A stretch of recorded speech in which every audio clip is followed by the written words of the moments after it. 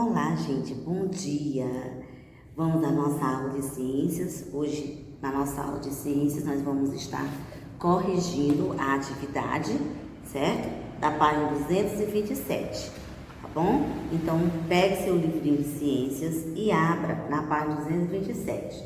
Nós estamos estudando sobre as relações dos seres vivos. E nessas relações, nós estudamos a cadeia alimentar e a teia alimentar. A gente viu que a teia alimentar ela é um complexo de cadeias alimentares.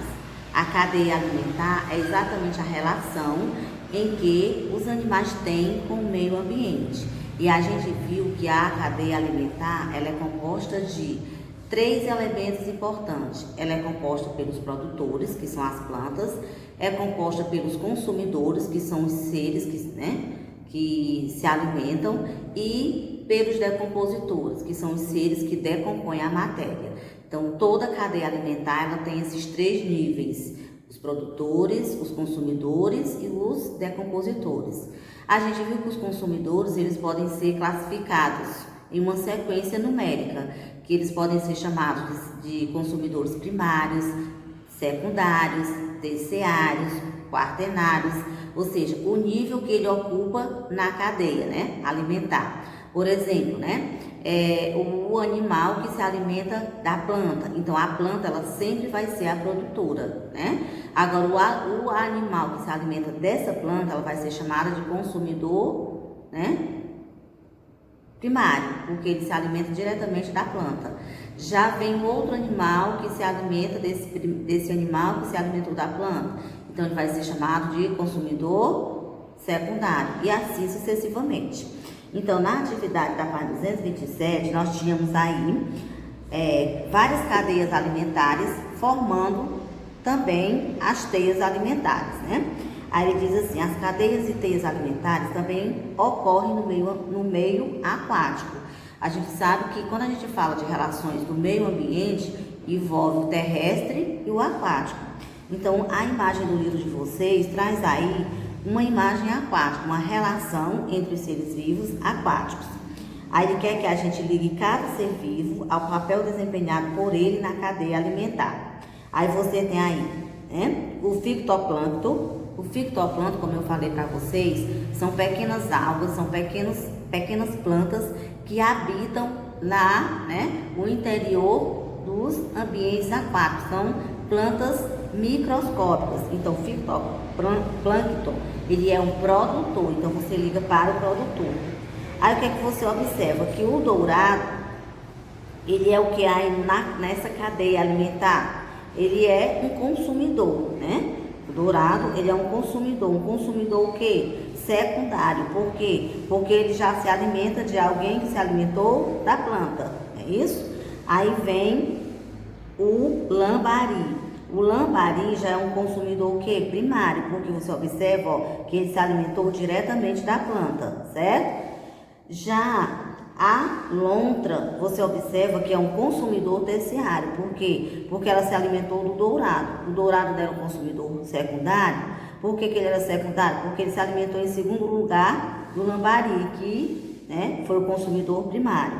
E por último, fungos e bactérias, nós temos os decompositores, certo? Então, repetindo novamente: fitoplâncton, você ligou para produtor; dourado para consumidor secundário; lambari para consumidor primário; lontra para consumidor terciário; fungos e bactérias para decompositores. E na letra B ele pergunta qual é a importância do fitoplâncton nessa cadeia alimentar. Então, a gente sabe que a importância do fitoplâncton na cadeia alimentar aquática é porque eles são produtores. Se eles são produtores, eles são fontes de energia, tanto alimentar quanto solar, para os demais seres vivos. Então, a sua resposta é esta, Porque eles são produtores, certo? E eles fornecem a energia solar e alimentar para os seres vivos da cadeia ou da teia alimentar, certo? Aí na página 228 vai ser a atividade de casa, onde você tem aí: analise as cadeias alimentares no ambiente abaixo. Aí você tem aí várias cadeias alimentares, E você vai identificar no esquema acima as duas cadeias alimentares representadas abaixo e completar corretamente os esquemas. Então, você vai observar a cadeia alimentar que tem o gafanhoto. O gafanhoto está se alimentando de quê? Você vai botar. Aí o gafanhoto, ele se alimentou de quem? Você vai botar de quem ele se alimentou. E veio a sussuarana, que se alimentou do que o gafanhoto também se alimentou. A segunda, vem a planta, depois da planta, olha aí, a plantazinha, como você está observando. Aí veio quem que se alimentou da planta?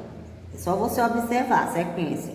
E depois, quem foi que se alimentou desse animalzinho que você colocou, que se alimentou de planta, Aí no caso aí ele já colocou, que é a sussuarana, certo? É só você seguir o esquemazinho aí. B. Escreva o nome do ser vivo a que se refere cada uma das afirmações de acordo com as cadeias alimentares representadas. Aí você vai, alimenta-se de inseto e serve de alimento para a sussuarana, de acordo com a cadeia. Quem foi? Quem é que está na cadeia que se alimenta, de insetos e que a sussuarana veio e se alimentou dele? O outro ocupa tanto a posição de consumidor secundário como a de consumidor terciário, Você observa aí que tem um animal que ele se alimenta das duas coisas, Ele se alimenta como consumidor secundário e como consumidor terciário. E a outra, não se alimenta de nenhum outro ser vivo. Quem é que não se alimenta de nenhum outro ser vivo na cadeia alimentar? Pelo contrário, ela serve como alimento, certo? A letra C, qual é o componente do ambiente que atua como fonte primária de energia em ambas as cadeias?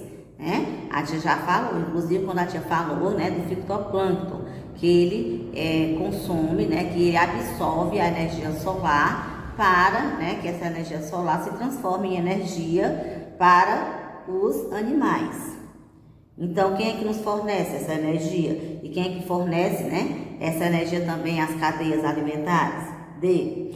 A D. Converse com o colega sobre o que aconteceria com as cadeias alimentares representadas na ausência de luz solar. É claro que não ia existir todo o processo, porque ia começar pelas plantas. Como é que as plantas elas iriam existir se elas precisam da luz solar para estar realizando a fotossíntese? Então, as cadeias alimentares elas não iam existir, porque a base da cadeia alimentar são os produtores. Quem são esses produtores? As plantas, certo? Então, não existiria cadeia alimentar. Se não existiria cadeia alimentar, consequentemente, não existiria também teia alimentar, porque a teia alimentar é um conjunto, São várias cadeias alimentares juntas, ok? Pronto, essa é a atividade de casa.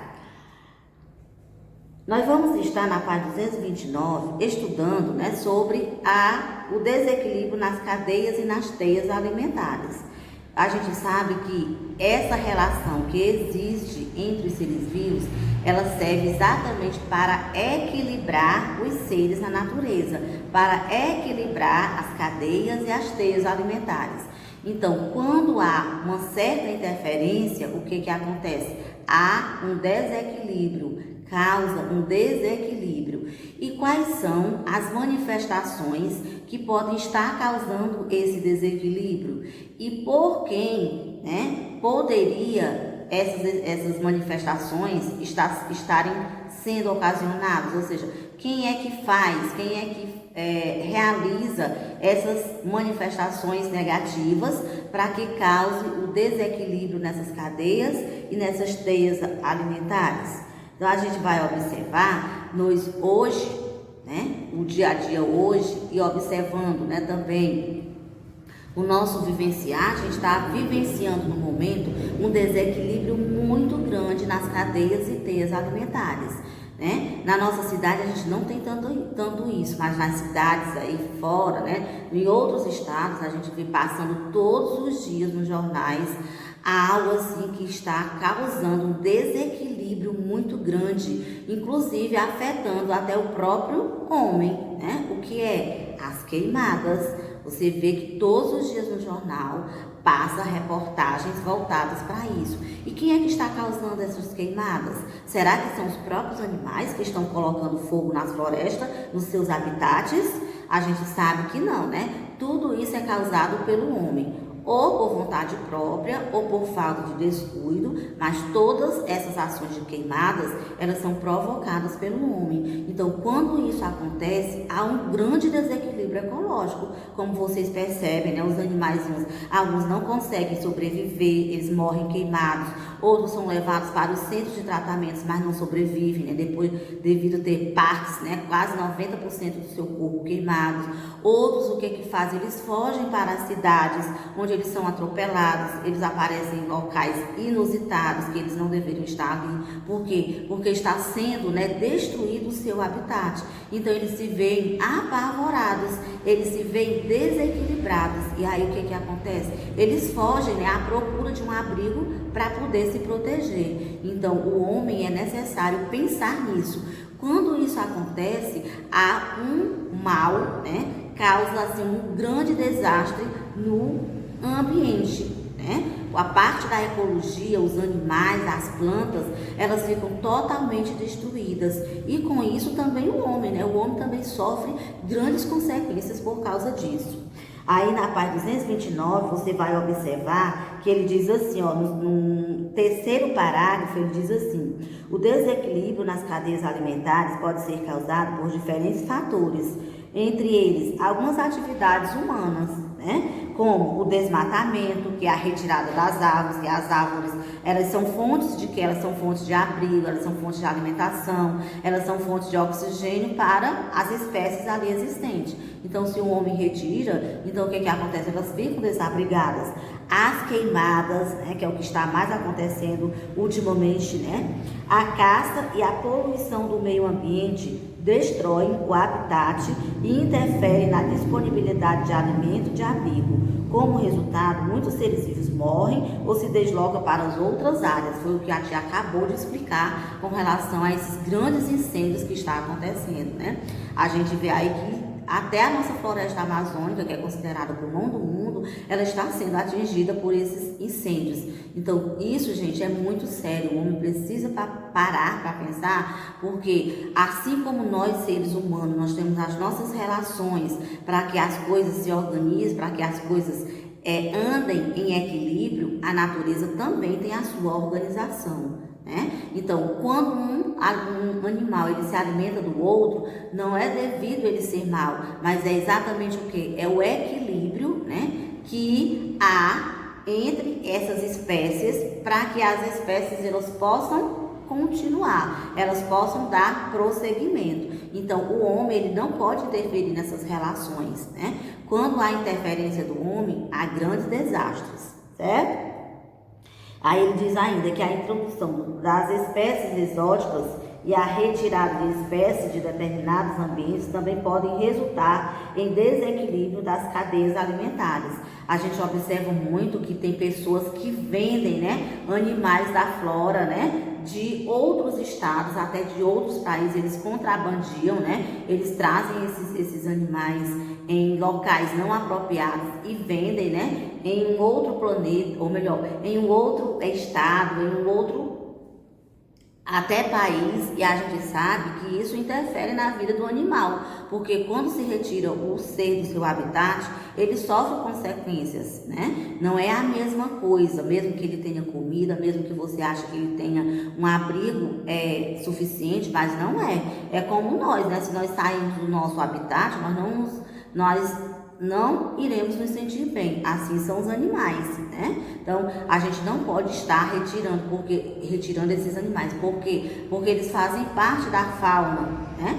Então, se eles fazem parte da fauna, eles fazem parte de todo um equilíbrio ecológico, que não pode ser quebrado, que não pode ser desestruturado, tá bom? Então, que vocês pensem nisso, né? E que também vocês procurem assistir, né, videozinhos, baixem aí vídeos da internet que vocês possam estar assistindo sobre o desequilíbrio ecológico, ou seja, sobre o desequilíbrio das cadeias e das teias alimentares. Tem muitos vídeos, né?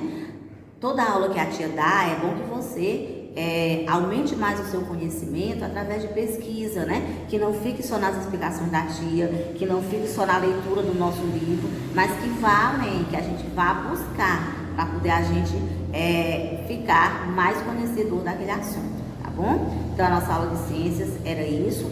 Foi feita a correção, foi orientada a atividade de casa e a tia deu um pouquinho, explicou um pouquinho, né, sobre o desequilíbrio nas cadeias e teias alimentares, principalmente trazendo um assunto que a gente está vivenciando muito hoje, que são as queimadas, né, que no momento é a principal causa do desequilíbrio ecológico, tá bom?